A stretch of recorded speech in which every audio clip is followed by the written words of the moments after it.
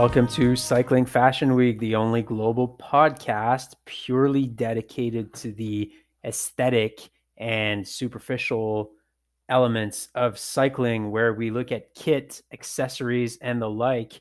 I am your regular host, Alex, joined by my regular co-hosts, Warren and Tony.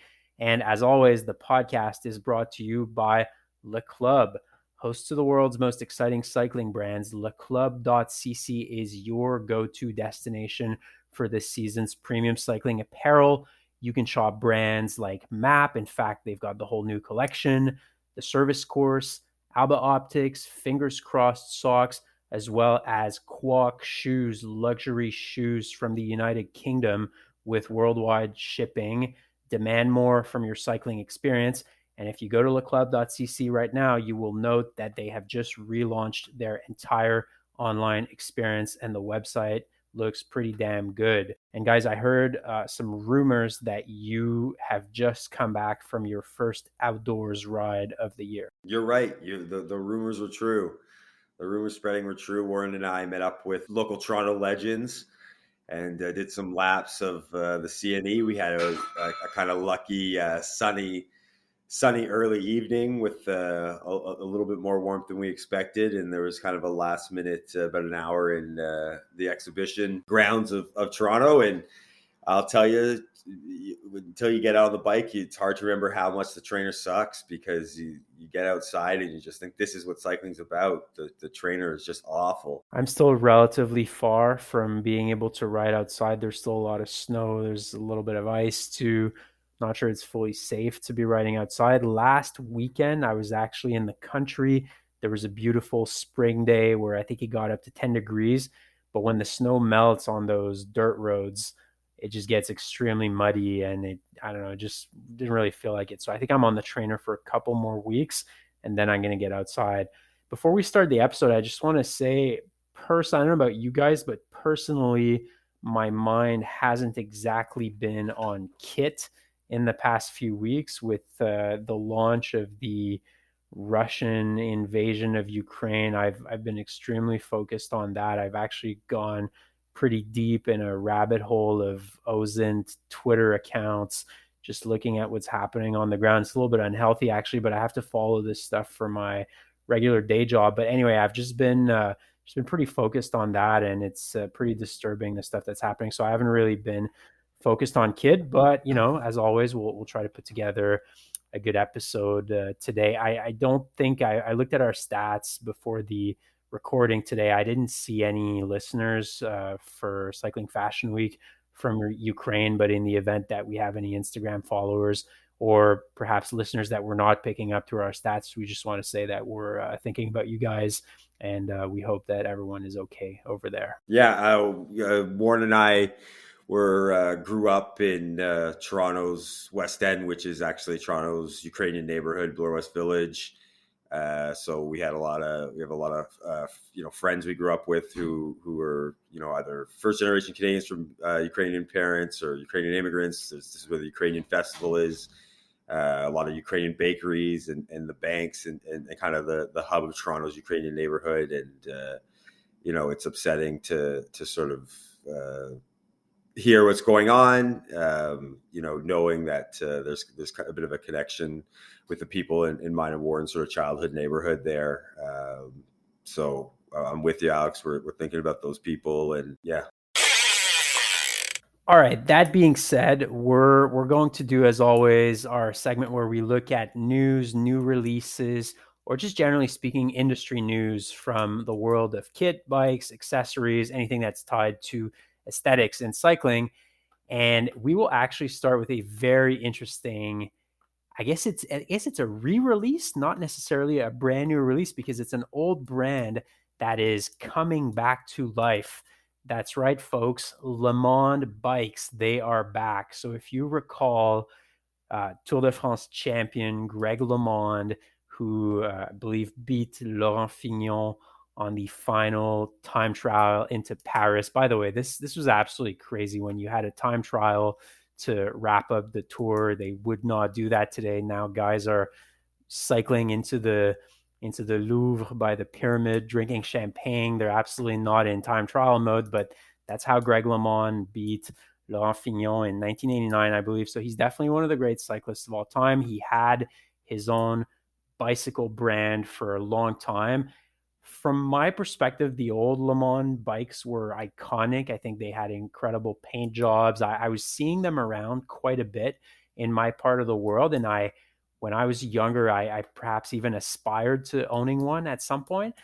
But I believe that after a legal dispute with Trek, Tony's favorite brand, that the brand just disappeared overnight, that they basically took down the brand. I don't know if there was bankruptcy. I don't know the fine Lance details of crushed the them. story.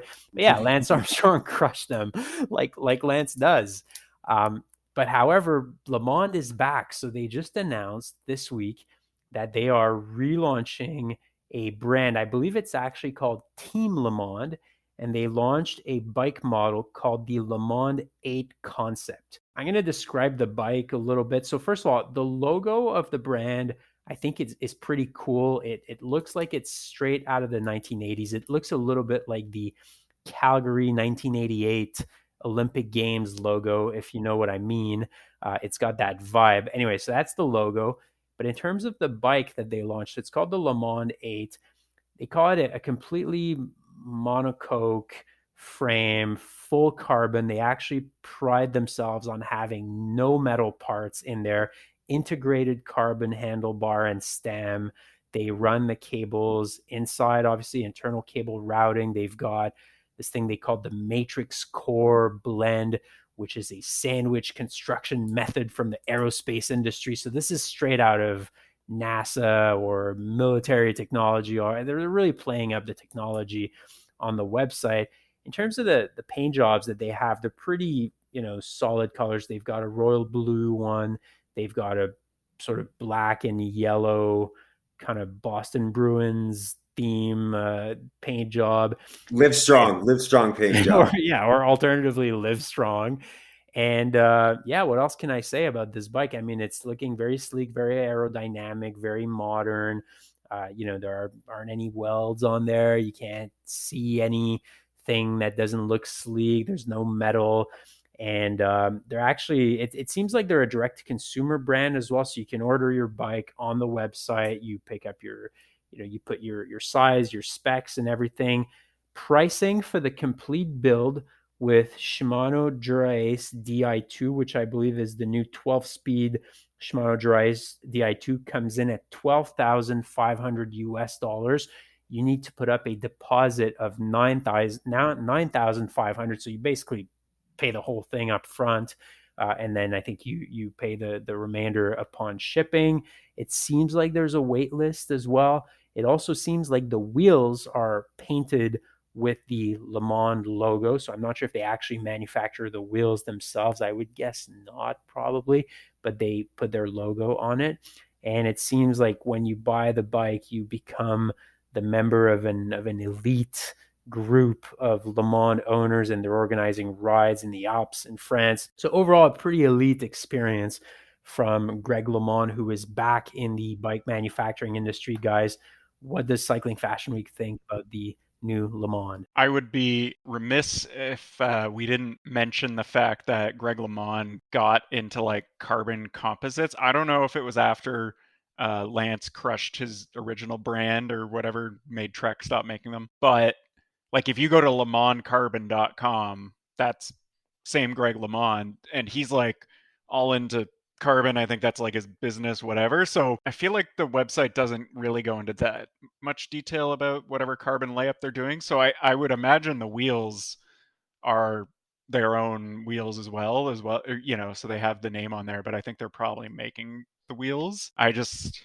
feel like if we don't mention that, we'll get a comment on Instagram from somebody who works in the carbon composite field or something. The carbon industrial complex. Just one more thing I want to say, that I think it's important to mention that because they pride themselves on fully making those bicycles in the United States of America. It's made at the Le Mans R&D and manufacturing facility in Knoxville, Tennessee, and they are pushing the envelope of what is possible with carbon fiber. So Warren, you're absolutely right.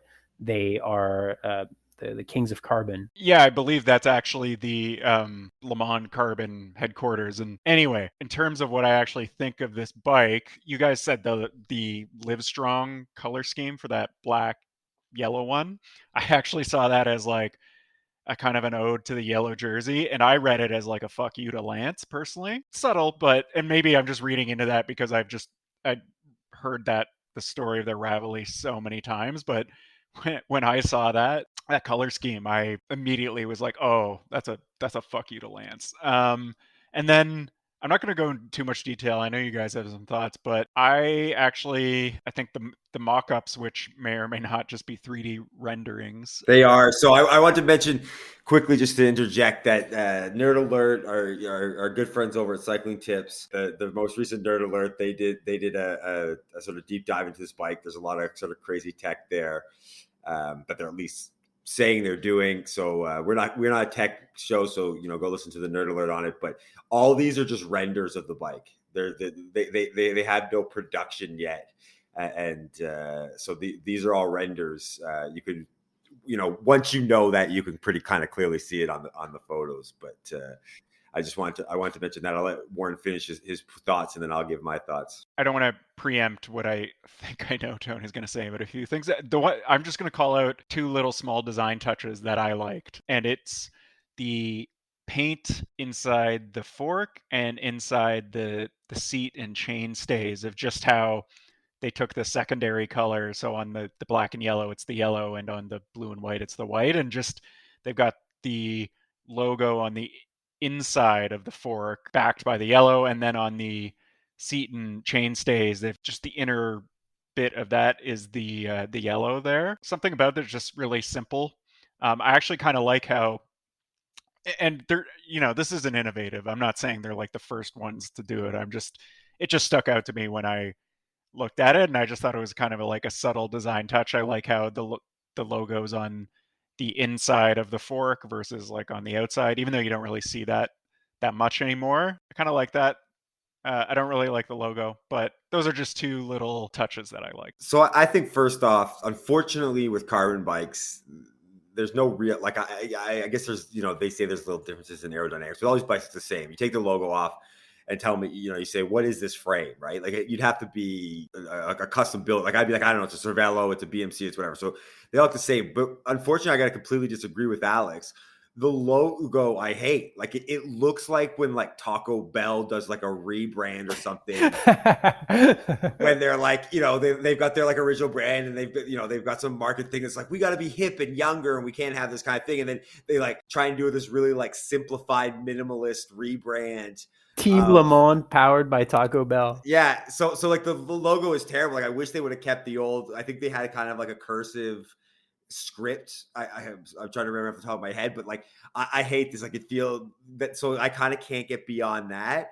And then in terms of the rest of the bike, unfortunately, like, I want to be able to talk about new bikes that come out, new frame sets, but they're all the same. So like, unless we're sort of looking at stuff like standard and some of the aluminum and steel and titanium bikes, we know it's going to be drop stays, angular tubes for aerodynamics, proprietary seat post, integrated stem with handlebars, internal cable routing. Like, you could do a bingo with all the features, and basically, yeah, you look at all these bikes and you get a bingo. Which I, in a way, like, I'm not saying, like, I guess it's like good performance, but it's like iPhones have made phones just great. Like, you've got all this stuff, but like, remember how cool it was when like when you had like different phones and someone was like, had like the new Razor or something, Motorola. And you're like, yeah, and you're just like, oh my God, that guy's got this. It's like you kind of wish there was like a bit more uniqueness in bikes, where so you see it and you're like, oh, you've got the new Le Mans, and it's like got a special sort of thing to it. There is, if you get into some of the smaller frame builders, whether in North America or I don't want to pretend I know the small handmade builder market in Europe or any other part of the world, but like Sarto. Not even them, because I'm thinking of somebody like Adam Sklar, who makes Sklar bikes. Even smaller, yeah. Yeah, so really small, but like as a perfect example is like the top tubes on his bikes have a little curve on it. Like whether you like it or not, it's different. Like it stands out. So I agree with you, Tony. So many bikes and mass market bikes especially look exactly the same. So all I'm saying is I do think if we really wanted to do like a deep dive on unique frames out there, they're out there. There's just you just have to pay almost as much as you do for a Le Mans date to get one. No, I mean, I think I know that they're out there, and I think that's why we all have.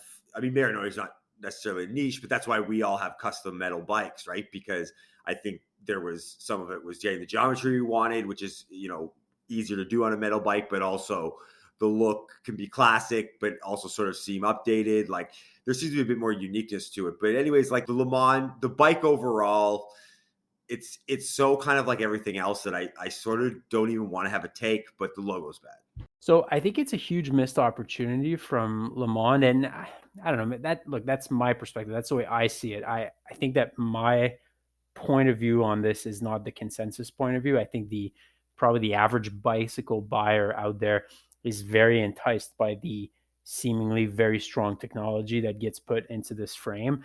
And I personally, I don't think I'm qualified to opine on this technology. So I'm just gonna go right past So leave that. that to Nerd Alert, our friends at Cycling I'll Tips. leave them to our good friends at Cycling Tips, Nerd Alert. Just go listen to their podcast. They'll do a deep dive on the technology. I have no qualifications whatsoever to opine on the technology. And between you and I'm not that interested in the technology. I don't know. Is it going to save me 5 watts or something? I don't know. I'm a 37-year-old dad. Like I don't race, so it's not really of interest to me. What's of interest to me is how this thing looks. And I look at this frame and it looks, I don't know, it looks like any Giant, it looks like any Specialized, it looks like any BMC, and that's a little bit unfortunate because if I look at some of the old Le Mans bikes before they were taken down by Lance, they were iconic. Look at the paint jobs of some of the old vintage Le Mans Tourmalet frame, which was made of Reynolds steel, or the Greg LeMond Ventoux frame, which had this beautiful paint job, tricolor, blue, yellow, and red, or the Zurich frame, which was the blue with the 2 white bands in the middle with the Le Mans logo. And actually, Tony, it wasn't a cursive logo; it was a all caps, typeface with serif, sort of like a Garamond or a Times New Roman, almost. And it just said Le Mans on the tubes, and the tubes were thin, and it had a level top tube. I think they were super iconic, and I remember actually in the 1990s kind of dreaming of owning one at that time when I was starting cycling. So for me, I think there was an opportunity for Le Mans in maybe bringing back some of that vintage heritage that they had, or at least alluding to it, but they've gone in a completely different direction. They've gone straight to the future. They haven't even looked at the past, and they haven't really bridged between the past and the future. And I personally think it's a slightly missed opportunity. And actually, Tony, you are right. There was a period where the font on the tube had a little bit of cursive, but the older ones that I was talking about had this all caps sort of serif typeface. I feel like maybe because carbon composites are Le Mans business, maybe it's all about the technology in this bike and the layup, and it's super light and stuff. I almost wonder if making it look like all the other bikes was intentional, which is still a bad choice. I'm just thinking out loud. Maybe that's why they did it. Is like, these bikes sell. Who's the buyer for this? Who do you Well, so guys think is the buyer for this? apparently, if you listen to the Nerd Alert podcast, this is supposed to be, they've coined this as the safest bike ever made because they have all this reinforcing technology behind the carbon with foam inserts and again tech So if stuff is not our bag or car whatever. crashes into you, you're safer. I don't think that, but I think there's less chance of sort of I guess a snapping of a fork. I don't know.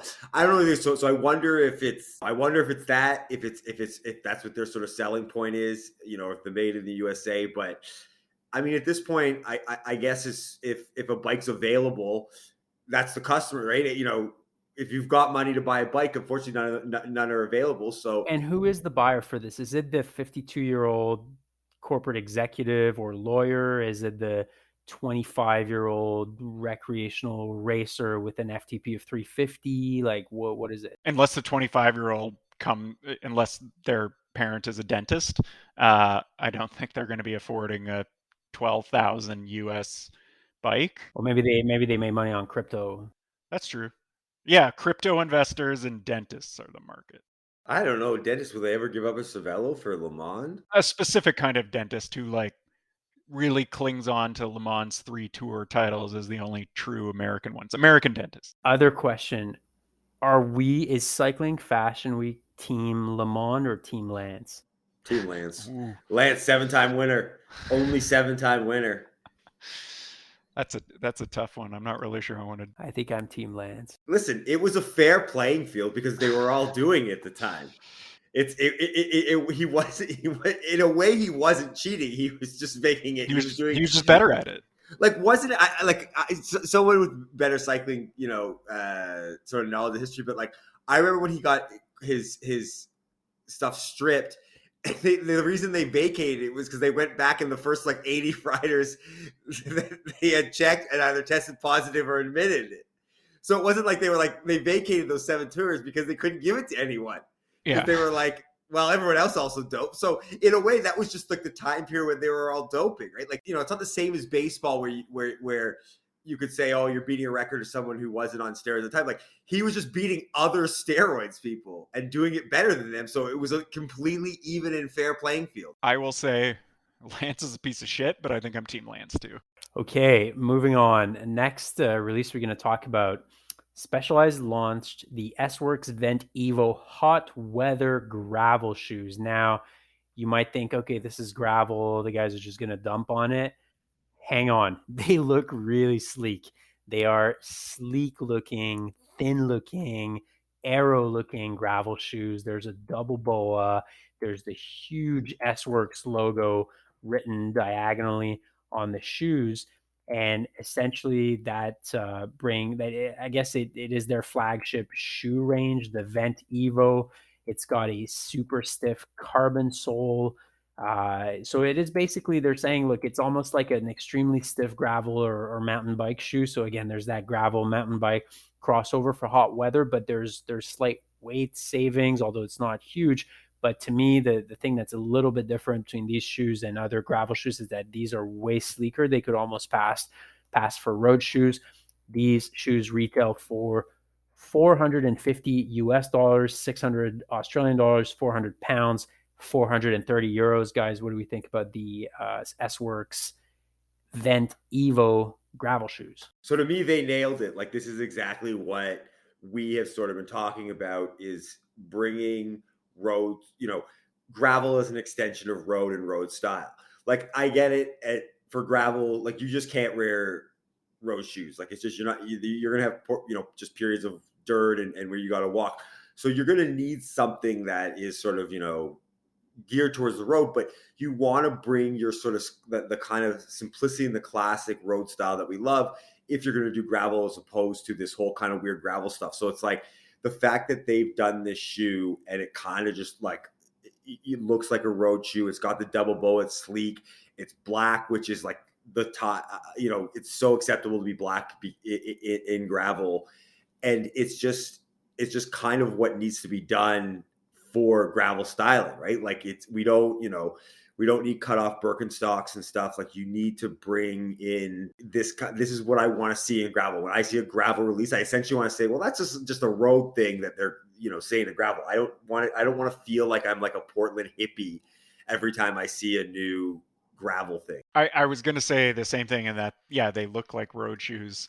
And I like them. They're sleek. I picture these shoes as they're bought by some I don't know, crit racer guy who's super fast, has an FTP higher than Alex's, that, so 400 watts or something. And, they kind of dominate some local crits, and they decide to do some gravel racing. Maybe they buy a Cervelo Aspero, so a racing gravel bike. They get these shoes, and then they do one gravel ride, realize how terrible it is, and then this shit is on your local Facebook buy and sell group afterwards because they realize they hate gravel because For it's $500 though, yeah. above retail, because that's what Oh people yeah. try to do all the Oh time. yeah. No, they Yeah. definitely will ask for what they paid for it or more. But that's sort of so as much as I like the shoes, I'm kind of like, who's going to spend $500-600 on these? Other than somebody like that who will just buy them and then. So I guess what I'm saying is look for them for resale on your local buy and sell group soon by a roadie who tried to do gravel this summer. I think they look amazing. Personally, that my only question is apparently they're extremely vented. Like they are some of the most vented shoes. So obviously for hot weather, that's what they were made for. Problem is for someone who lives in my climate, I do most of my gravel riding in the fall when temperatures drop to 12 degrees Celsius, 5 degrees Celsius. And I just don't think it would work for me because I think my feet might get cold in that time. But one of the advantages of these shoes, apparently they dry really well. So if you're riding gravel and you go through like water or mud or whatever gets your feet wet, these would dry quite well also. Tony's gonna hate that I say this, but they'd probably be good bike packing shoes because of the breathability and a Yeah. lot of people do bike packing in the summer and quick drying is key in bike packing because feet get wet because you're fucking trudging through a bog or whatever because the route you copied off of Ride with GPS is made by some old person who doesn't like cycling. And anyway, that's based off an experience Tony and I had last summer bike packing. So Triathlon shoes are very well vented and dry very quickly. Maybe someone can jerry rig those to gravel for bike packing because bike packing is the equivalent to me of triathlon cycling shoes. Okay, next thing we're going to talk about in the news, and this is actually more industry news than a specific release, but we were very interested to learn that apparel or kit brand Velocio was recently sold to SRAM, components maker, group set maker SRAM from the United States. So Velocio was launched in 2013, making technical apparel for cycling, kit, but also it seems like a very sort of engaged or very community focused, very I'm reluctant to say political because it's not necessarily political, but they're a brand with a conscience, if you will, Velocio.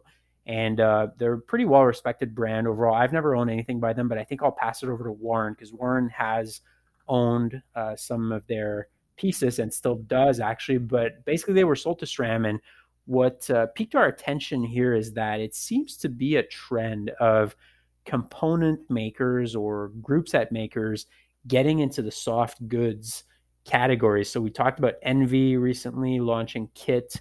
I forget which one it was last week, but Tony owns the entire collection of Campagnolo non-group set items that you can wear on your body. And so this is a brand that's taking another approach, which instead of making their own stuff with probably a third-party manufacturer, they're just going ahead and they're buying a brand, Velocio, to add it to their lineup, and that's SRAM buying them. So maybe turn it over to Warren so you can talk a little bit about Velocio and what's your experience with them. yeah, I think I talked a bit about the winter jacket I have from them a number of episodes ago when you were talking about winter kit and that kind of thing. So I actually was just wearing that today when Tony and I mentioned how we were out riding, and I really like it. It is a nice winter jacket that isn't too bulky, looks pretty sleek. You can layer under it pretty well and don't overheat. I don't overheat when wearing it, which is like I've struggled a lot to find a winter jacket that was warm enough but also didn't make me overheat. So it's maybe not quite as warm as some of the like crazy fleece line ones I've owned, but yeah, I like it. The cut is really good. The materials and construction all seem good. I'm pretty sold on the brand. I mean, Velocio's prices are quite high across the board, and I know they have like a whole lot of marketing copy on the website about why that is. It's material choice, ethically sourced, et cetera, recycled materials, all that kind of stuff. I'm sure if you know the brand, you're probably at least vaguely familiar with that, and that's all well and good. But I love spending money on kit as much as anyone, but like some of their things just get to the point where I'm just like, really? And I got the winter jacket on a bit of a deal, so I should qualify that. I would buy something else from them in the future. We have a friend who we're riding with today. He's got one of their jerseys, like just a short sleeve jersey that's pretty good, pretty nice looking. So yeah, I think overall I'm intrigued by their kit. I've heard people talk about their bib shorts as if they were like a biblical revelation or something. So I'm kind of curious to try a pair, but they're like $400. So I'm, Velocio, if you would like us to review it, I'm an excellent bib reviewer. You should send us a pair. I generally have a positive impression of the brand. Like, you've got like Ted King as one of their many ambassadors. And I think I actually became aware of them through Ted King, like watching his videos a couple of years ago. I think I watched his video on the Rift. And to be honest, that was the first time I've heard of the brand, even though I know they've been around. You watch his Whoop video? His Whoop video? No. So I have heard about the bibs too, and I have to say they look amazing. However, the men's Luxe bib short sells on their website for $363 US. So we're talking, what are we talking here? 500 Canadian dollars for a pair of bibs. So but again, I have heard very good things about it. So maybe it's worth the money, but it is a little bit intimidating, as much as we love spending money here on Cycling Fashion Week. But just back to the sale to SRAM though. How do you guys what do you guys think about that? I assume that nothing will work on the on the kid anymore. I don't particularly find, I'm not someone particularly interested in Velocio. Like, I know, like, it's simple, but I've never seen it and thought, oh, I really want to spend the money. But I've heard good things, and now I guess you'll hear bad things. I feel like if you went onto any news site that covered this and read like the comment section, or if you follow any cycling people on Twitter, there's several jokes made about how the zippers aren't going to work, or stuff will fall apart, or they'll introduce things you don't need as part of it. And I went on the Velocio Instagram post about it just to see if people being like, and there is a lot of like skepticism, kind of like, I'll see how this goes. And they keep reiterating nothing's going to change. But, anytime a brand is purchased, they say that. So that's, of course, the line they're going to hold. And they're saying they're not moving. They're staying, they're not moving to the SRAM headquarters in, I think, Chicago. So they claim they'll be doing things the same way. And it's all about like distribution and blah, blah, blah. So personally, like, the fact they're owned by SRAM immediately makes me less interested in them, just because of almost specifically Alex's experience with SRAM. I actually know people who have had positive experience with SRAM, though I think they run a one-by with it. So SRAM just kind of sucks, no? Let's hear what Bauke Mollema has to say about it.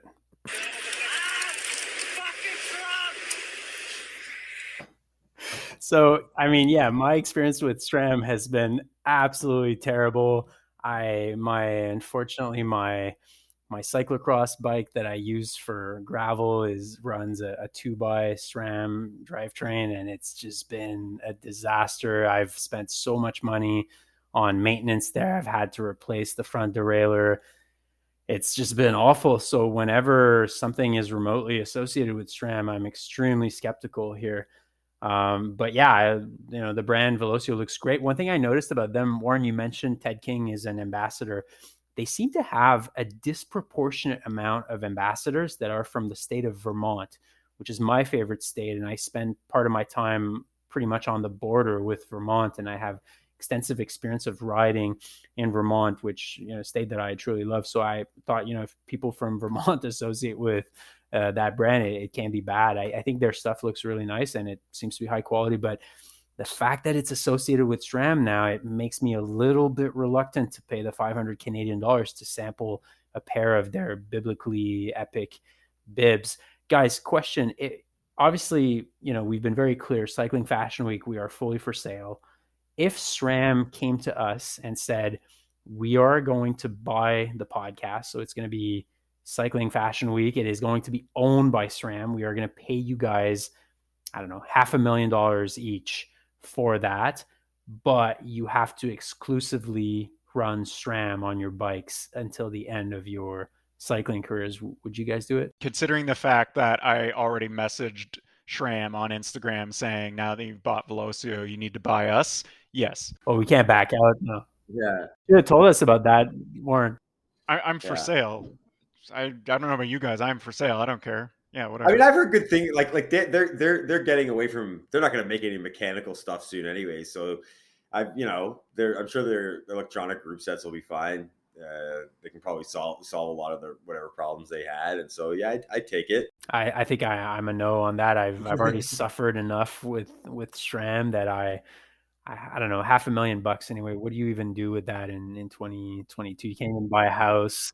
There's been so much inflation. I don't know. Is that the asking price for the podcast? Well, I don't know if there is an asking price, but make us some offers. The brands out there, Shimano. I think we're more Shimano people than SRAM people. We're definitely more Campagnolo people. Yeah, make us offers. We're all. But we don't need the group set. We just need T-shirts and bags. Okay, next segment, the Panache Police, where we discuss and debate the important topics in cycling aesthetics. This week, I think we have a seasonally appropriate topic to discuss. So it's mid-March as you are listening to this podcast. The weather is starting to get a little nicer. The spring classics are underway. We're getting ready to ride outside.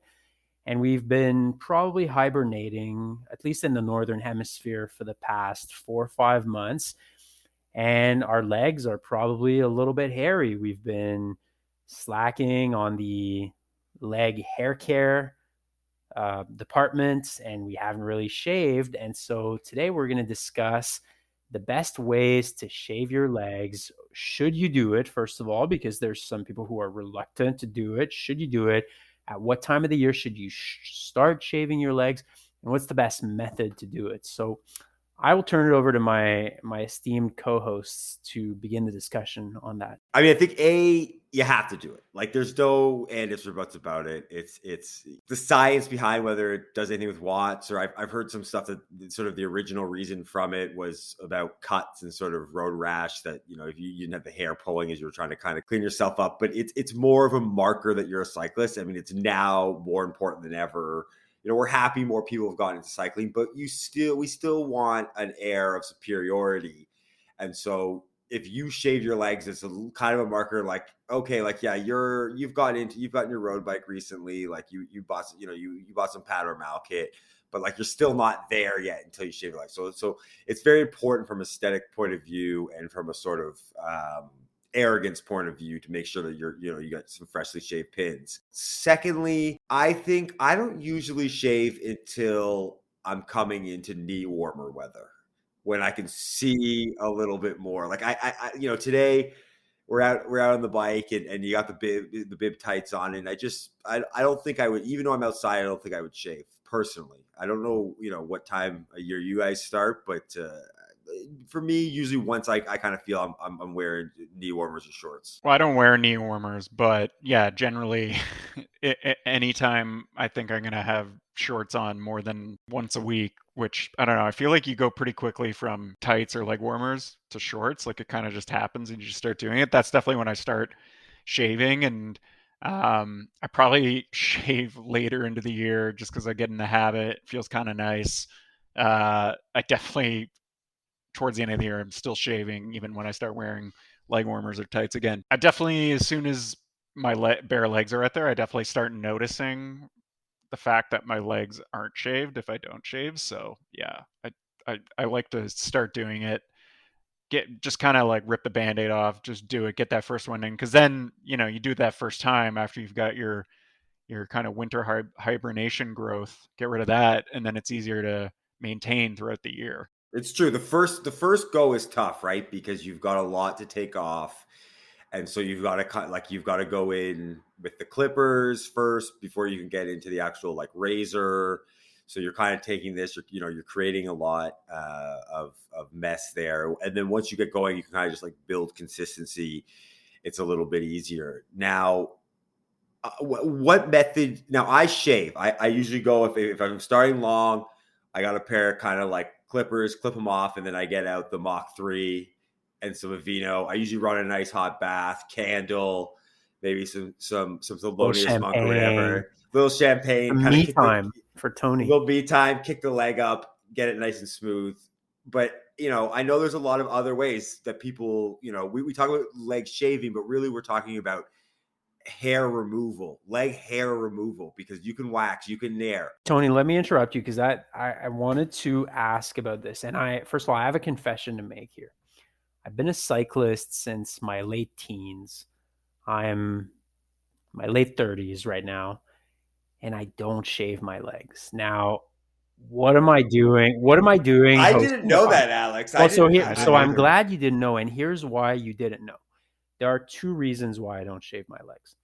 The first one is because my wife has scared me about some risks of shaving my legs. And she has said, Alex, if you shave your legs, you will have leg hair growth that will be as what's the English word, as that will look like beard stubble. Basically, the way it will regrow, it won't be soft, it'll be hard, and that's going to be terrible.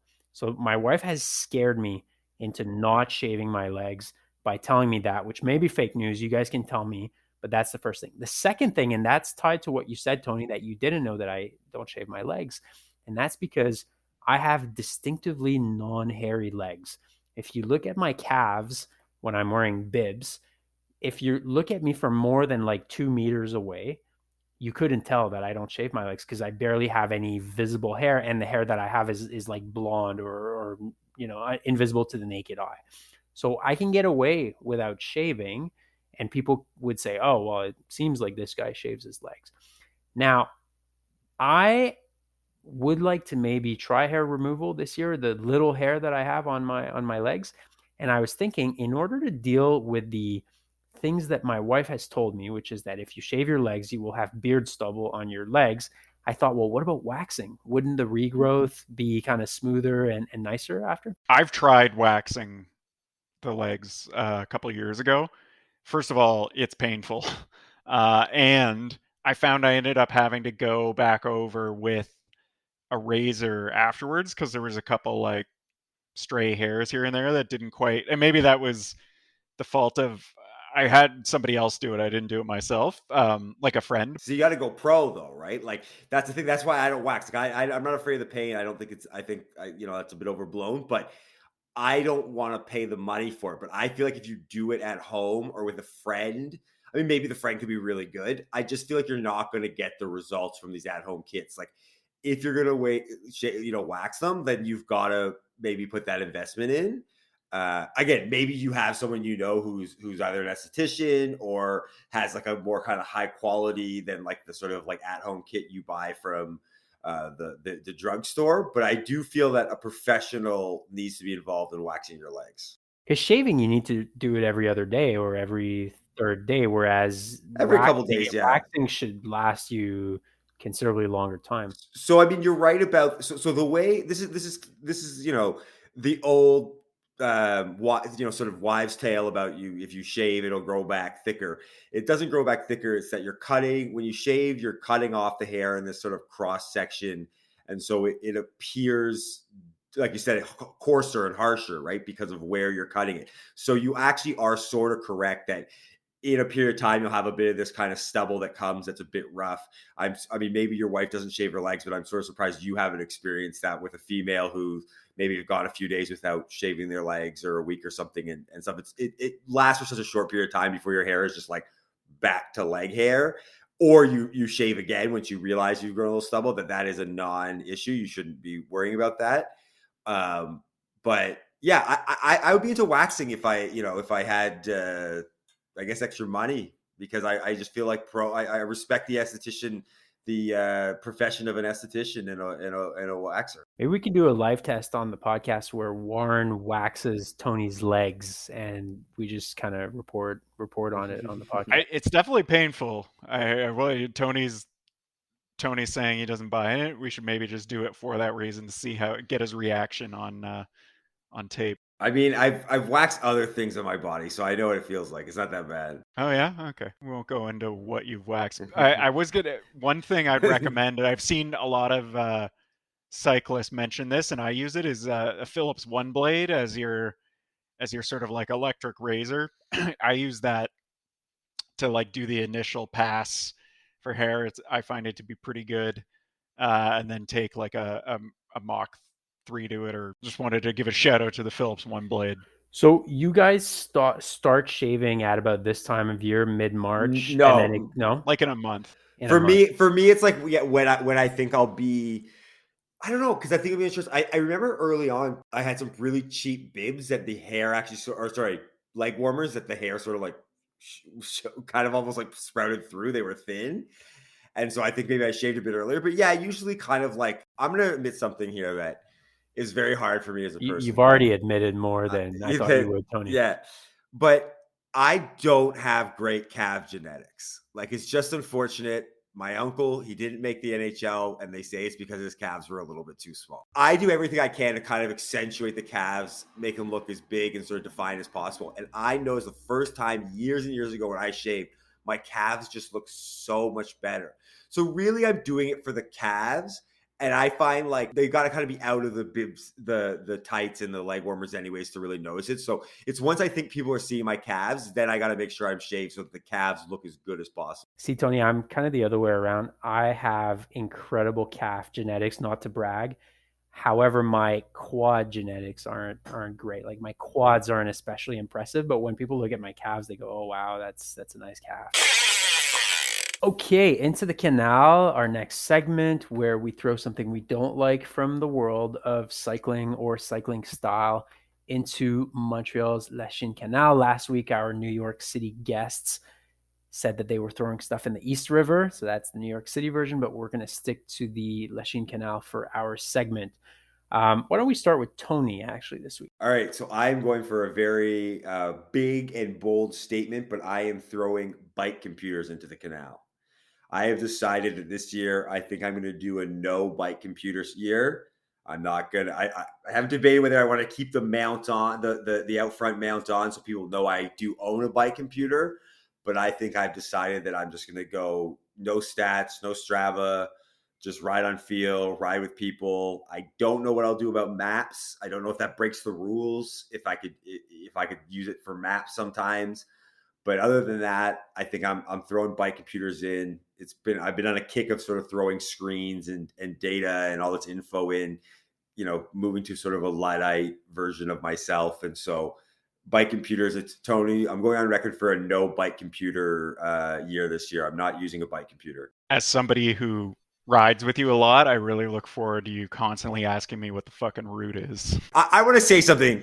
You were so like Captain Ahab on this about like, I don't know why I referenced that, but like, even if I have the route, you're like, turn here, turn here, turn here. And you're like, yeah, I know, I got it here. You're like, okay, next left. And you're like, yeah, so I don't need the route anyways. It doesn't matter whether I have it. I will say the primary reason I have a cycling computer is for the map capability.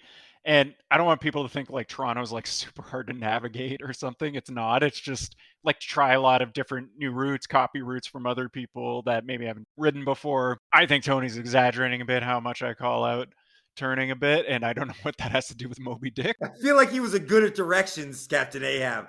He was trying to find Moby Dick everywhere. I don't know. There's something about whale bones and shit. This is now a Moby Dick podcast. I encourage you to make this change. I just think it's gonna be bad for me. Tony, are you ditching Strava? Because if you're gonna ditch the bike computer, you kind of have to ditch Strava. Yeah. Yeah, I mean, I guess theoretically, like you could put Strava on your phone, and like in your pocket, you're not looking at it, but it still like defeats the purpose. Like I just kind of like, I'm trying to get away from like the oversharing, the over sort of like consumption of technology. Like I want to kind of just like get back to just enjoying something for the sake of it without having to like prove that I did it. Like just go and ride your bike, enjoy riding your bike, stop worrying about whether other people like it or think you did it or know about your ride or whatever. So yeah, I guess no Strava, no bike computer, which warrants my maps. I have to go every ride where we're going. No, I'm on board, Tony. The no bike computer and no Strava. That's definitely music to my ears. Although I do think I want to keep a bike computer for maps or just I don't know. Yeah, but you don't have your own warrant. I've always had a bike computer, but the no Strava. I think I'm fully on board with that. Strava or it didn't happen is in the Canal, and that's the new trend for 2022. I've just declared it. Okay, I'm going to do my Canal this week. So I am going to throw in the Canal Euro style chamois, or I guess you say chamois in English, chamois cream. So Euro style chamois cream is in the Canal. This is a little bit off brand for us here at Cycling Fashion Week because we are lovers of all things Euro in general. So you may wonder, first of all, what is Euro style chamois cream? And second of all, how can something Euro be in the Canal? Well, both great questions. I'm going to address them one by one. Euro style chamois cream. So if you buy chamois cream made by the great brand, I think they're called chamois butter or Butter. Great products, fantastic. I've used their chamois cream for years. Great way to avoid getting saddle sores if you are prone to getting saddle sores. It's a fantastic product. They make a version of the chamois butter that is called Euro style chamois cream. And at some point, I was out of chamois butter and I just went online, just ordered a couple of tubes of chamois cream by that brand, chamois butter. And I didn't really pay attention, and I saw it said Euro style, and I didn't even read the description. I saw it's Euro, it's got to be good. So I just put it in my cart. So a couple days later, it ships, and I'm like, great, this is my Euro style chamois cream. Go on a ride. So just before going on a ride, I do my thing. I put the chamois butter where it's supposed to go. And then I get on the bike, start riding. And then 2 minutes into my ride, I'm starting to have this little kind of cool, minty butt tingle as I'm riding. And it's extremely unpleasant. And it almost feels like, like if you've been sitting somewhere for too long and then your muscles kind of go to sleep or you get a little bit tingly.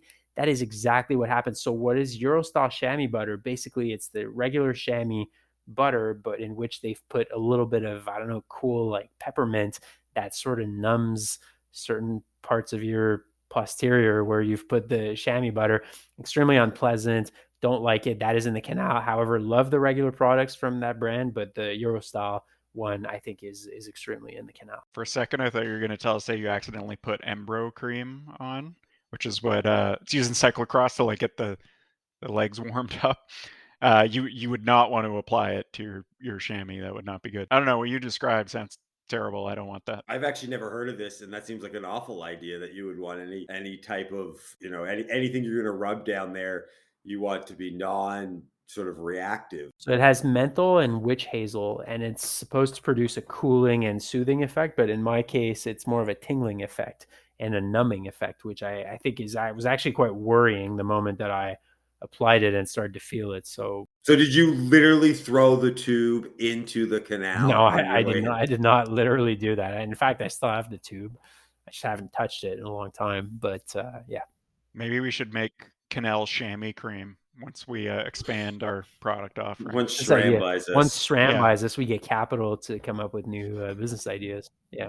All right, Warren, what do you got in the Canal? I am going to throw into the Canal something that I feel like any cyclist who's been cycling for a while has probably participated in events or races or more like fondos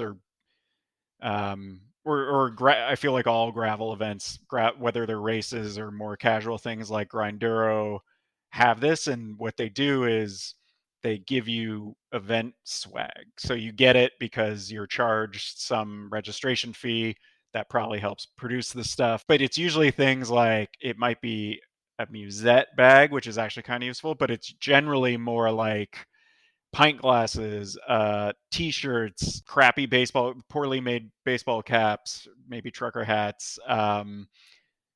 I think I've gotten a coaster. I don't know. It's generally the same thing, and usually the t-shirt is not the size that you would wear. The pint glasses are often plastic, and they crack. I'm throwing all that crap in the Canal because I find that it's all poorly made and I end up giving it away. If it's clothes, I give it away to like some kind of clothing donation, which I guess isn't necessarily a bad thing, but why'd you make it in the first place? And then the like pint glasses and that kind of thing just end up breaking. And so they end up in the garbage. This is a consumerist sport. Like we don't need more crap because we're already buying enough stuff. This one I'm big on. I don't know why one of us didn't think this earlier. I guess because less events were happening, but like, yeah, like I get this stuff. I haven't done as many fondos and gravel rides as you have, but you get this stuff and I don't want it. And I seem to never be able to opt out from it. There's no sort of option like don't give it to me. It's always like garbage. It's not something I would ever wear or use. I get it immediately and it's brand new. It's crap anyway, so then you're right, you give it away. You try not to get it. I think that to me, I feel like stop making this stuff altogether and don't give any of it at these events. People will probably still show up. They're not doing these events for a free t-shirt. If you do really feel you want some branding to kind of be out there in the world, I think Warren's right. Like, do some cycling related branding, maybe water bottles, musette bags, something that like you would use as a cyclist. But even the water bottles look terrible usually. Okay, even the water bottles do it, but I'm saying I'm one of the hosts of a cycling fashion podcast. My fashion enjoyment extends to my off-bike clothing as well. So I am not wearing your long sleeve tee with your nephew's first graphic design effort on it. Like it's just, you get it. And every time I set up, there's nothing that is even like a box I can check that says like, please no paraphernalia, no swag, whatever for me. Because I would do that. Like, okay, you are producing for other people like it. You see a lot of dads wearing, fun run t-shirts they got from 12 years ago. I'm not going to be that person. Don't talk shit about dads. It's not about dads. It's about poorly dressed dads. Like, at least give me the option not to take it. You're just putting product into the world for nothing. That's just probably going to end up in landfill at some point. Because I agree with you. I hardly, like, I never see people on the road wear their Grand Fondo swag because it always looks terrible. You never really ask for it. So a couple of things, just lower the registration fees, because presumably that costs them something to produce that. So just lower the registration fees, or take the money and invest it in your food and drink beverage, or your food and drink budget for after the ride or something, which people actually usually enjoy after they've just finished a 120-kilometer ride. I will say I did Grindero 2019, and I got a musette from them and 2 water bottles, and the water bottles were fabric water bottles. They were actually how I discovered the model of fabric bottles that I like a lot. But like a musette, I feel like I've trashed musettes before. I don't actually think they're very practical if you're not a pro cyclist grabbing a musette from the team car. Yeah, but a Grindero one doesn't look pro because it's got like kooky Warren, I was colors just going to say, actually, Grindero seems like they have some of the least bad swag out there. Yeah. No, they do. It was pretty good, and but I did still get a plastic pint glass as part of the swag as well. But the musette and bottles, I was just saying, like, that at least is like useful. I've used the musette a bunch of times, used the bottles plenty. So yeah, maybe only stick to like good cycling water bottles and a musette, really practical things, but like I never wear the Grindero t-shirt. Yeah, so I'm with you. I just don't think there's a need to put product out into the world. And also, I mean, we're a cycling fashion podcast, and you could probably accuse us of promoting overconsumption and just creating products that are not ultimately needed. And, that would probably be accurate to some extent, which is why I think we probably don't need to have this extra product out there that no one is enjoying and no one is going to wear. Okay, it's the return of We Rate Your Bike for Free, where listeners send us pictures of their bikes. You can send it to us by DM on Instagram at cyclingfashionweek. You can send it to us by email, cyclingfashionweek@gmail.com. Give us a few details about the bike. What's the story behind the bike? What are the specs? Send us a couple of pictures and we will rate it and give you ways in which we think you can improve the bicycle here on the podcast on Cycling Fashion Week. So this week, I think we have a really interesting submission, a little bit outside of our comfort zone, aesthetically, but also geographically. So this seems to be a listener from Australia. His name is Carlos. And actually, he sent us a lot of pictures of him and his crew in kit as well as the bike. And I think it's important to mention that because it is part of an overall aesthetic that Carlos is representing here. And I think from my perspective, he's doing very well. He's doing a lot of things right here. So I will describe that. So Carlos, as I mentioned, is from Australia. He sends us some pictures of him and his crew with whom he rides. And actually, the people there are wearing something that we talked about on the last episode, which is the Attacker Artist series. So Attacker, Attaqué, depending on whether pronouncing it in French or in English, or from Australia. So I'm sure it's Attacker. but they launched what we discussed recently, the Artist series, which is a slightly more artsy kit. It's got some drawings on it, some goblins, some monsters. So anyway, him and his crew are wearing attacker kits. So it's all very nice, and he seems to have an interesting crew of many people of different ages, but they're all wearing extremely cool kits, white shoes, white socks. They're doing this very well. And then Carlos includes a picture of his bike, which is a Parlee RZ7. So Parlee, smaller brand from, I believe they're from Boston, Massachusetts. He's got a graphite gray or almost charcoal gray, glossy aerodynamic bike frame from Parlee. The Parlee brand is written very small on the diagonal tube in red.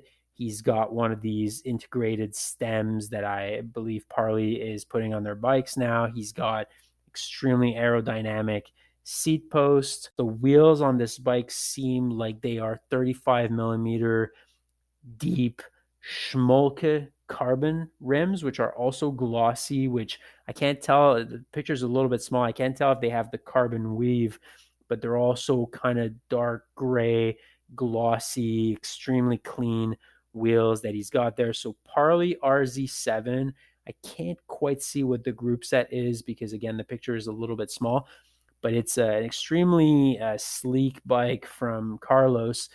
Very aggressive looking kind of race bike as well. It seems like a very fast bike. So overall, guys, what do we think about Carlos's Parlee RZ7? I wanted to start by thanking him for, I feel like he set the bike up specifically to take this photo to send us, because the it's drive side out and the crank arm as it like is perfectly horizontal. He's got it in the hardest gear, which I feel like is just the ideal positioning for bike photos. The bike itself, we talk about SRAM stems all the time, so I would have to just knock the number of spacers he's got on his handlebar. It looks like quite a comfortable riding position. So I would consider just, getting that fully slammed, fuck your back up, doesn't matter. And then the bike itself, I think overall looks pretty clean. I haven't seen too many Parleys in real life, if any. I'm not, or no, I've seen a few at Blacksmith in Toronto. I don't know. I think the color is pretty subtle, but it like the gray makes it a little different. And he's got everything else is kind of just all blacked out, so it's a fairly solid bike. For me, I think it goes back to what we were talking about a little earlier, where like there's not too much nuances to these sort of modern carbon bikes. Although I think Parlee does a good job. I think there's some. It does kind of look unique in its own, but I just absolutely hate these aero stem handlebar combo things. Like if you have a stack, it looks worse than having a regular stack. And then just the stem itself is so bulky and heavy that it takes away so much. Like I think this is obviously an aero bike, and then it looks like it's got some sort of bigger tubing, but it just like my eye just draws to this like heavy stem that's on there, and I just hate it. And it's not really Carlos or any owner of these bikes' fault, because I guess there's a practicality that's what's being sold, but everything else about this bike I sort of like, even the SRAM, because I think it is SRAM, huh? It's Axis or ETAP, so it's still gonna break down though. They're gonna find a way to. Fair enough, but I just unfortunately I gotta rate it kind of like a 7 or 7.5, and it's just because of that stem. I just can't stand these aero stems. They're so bulky, they're so big. Like when the Venge came out, I couldn't look at that bike. Like it seems like it's disappeared from. I guess it was one of the sort of first aero, popular aero bikes or whatever. I obviously no one with it, but it was just so the stem and the stack and everything was just so bulky. Just took away from the rest of the bike. Yeah, I mean, as far as Carlos's bike, like we've established that I am not an aero carbon frame kind of guy. Like I'm a little bit more traditional and vintage in the types of bikes that I like, but I think he's made some nice color choices there. I find that kind of graphite gray with the slight touches of red looks very good. One thing I'm going to give him massive points for is the wheels. I think he's got some very interesting looking German carbon wheels there. They're made by Schmolke, which apparently is a maker called Stefan Schmolke from Konstanz, Germany, which I think, if I'm not mistaken, I think Konstanz is on the lake on the other side of Switzerland near Friedrichshafen, so pretty nice part of the world. Anyway, the wheels look incredible. They're kind of glossy wheels. It says Schmolke Carbon, small brand. Most people have probably never heard about it. Connoisseur type shit. You show up at the ride with this, people are going to ask you questions. It just looks incredible. So I love the wheels. I also like that Parlee is a smaller brand. I mean, it's not a tiny brand either. Warren, you said you almost never see Parlees. Here in Quebec, like around Quebec City, it seems like there's a bit of a cluster of Parlee riders. I'm not sure why that is. I think Velocio carries them, or perhaps was carrying them. And so it kind of spawned a community of Parlee riders. So you do see some people having Parlee, but it's not specialized, or it's not Trek. So I like that he went for a smaller brand like this. But for me, and we'll definitely post some photos of the kits as well that Carlos and his crew are wearing, but where he gets the most points, this obviously isn't rate my kit, it's rate my bike. But look, we're about kit here on Cycling Fashion Week, and he went out of his way to show us pics of him and his friends. I mean, they've got incredible style. Tony, you're part Australian. Like, are people in Australia like super stylish when it comes to cycling style, or what's the deal there? I mean, to be honest, they were first style in general, no, because they're the inventors of Blundstones, but Tilly hats. Also, Tony, did I just dox you as part Australian? You just dox me. You just dox me. That's why Australia comes up a lot in my talk. Is for everyone out there, my dad was born and raised in Australia. Tony's a self-hating half Australian. Yeah, and so, but actually, as far as cycling stuff, they were the first ones I noticed when I was over visiting some family and friends and riding a few years ago. They were, I think I mentioned this about MAP last time. They were the first place I noticed where people were really getting away from kind of club kits, pro team kits, and there was, MAP was starting out and stuff, and I mean, RAF had been around for a few years, but that still was relatively niche for people actually kind of wear. Like, people were still sort of into that. So I'll give a lot of shout outs to Australian cycling fashion. Regular fashion, no, it's cut off dungarees, Blundstones, and Tilly hats, but cycling fashion, Australia's got it down for sure. I've only really ridden in Melbourne, so I don't know what Sydney and Brizzy does, but shout out to all our mates in Straya in Melbourne.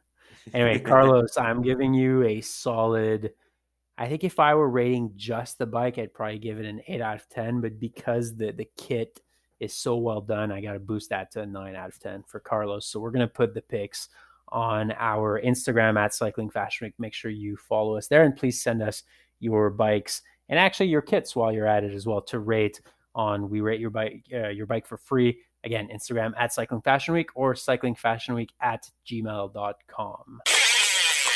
That's it for this week. Another episode of Cycling Fashion Week. Thank you very much to Tony and Warren, my co-hosts. And thank you to our sponsor, Le Club, which is the host of the world's most exciting cycling brands.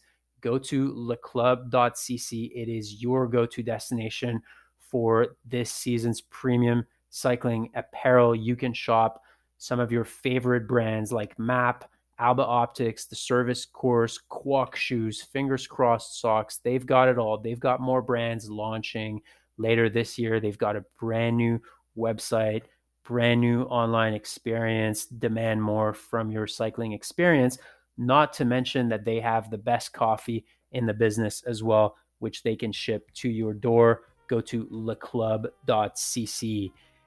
Thank you very much to our listeners. Make sure you follow us on Instagram at Cycling Fashion Week. Please subscribe to the podcast. We will be back in a couple of weeks with another episode of Cycling Fashion Week. Until then, take care.